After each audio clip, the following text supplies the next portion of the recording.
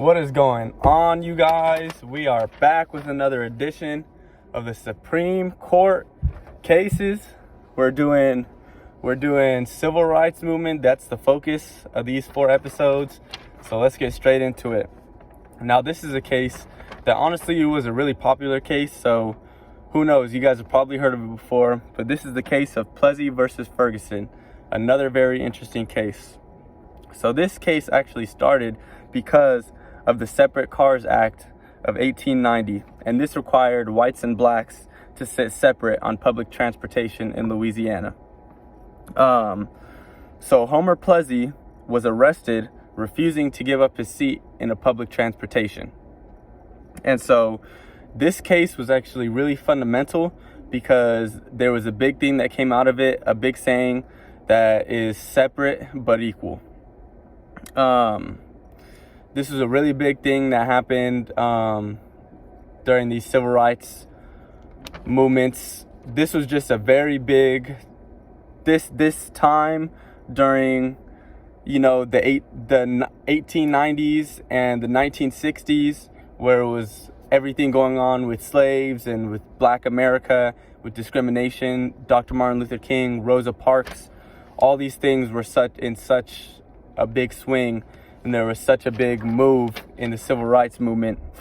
And this was an underlying case that actually began in 1892 when Homer Plessy, he boarded, like I said, a whites-only train in New Orleans.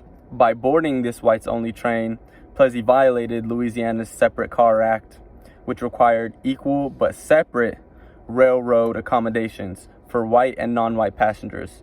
Plessy was charged under the act, and at his trials, his lawyers argued that Judge John Howard Ferguson should dismiss the charges on the grounds that the act was unconstitutional. Ferguson denied the request, and the Louisiana Supreme Court upheld Ferguson's ruling on appeal. Plessy then appealed to the U.S. Supreme Court.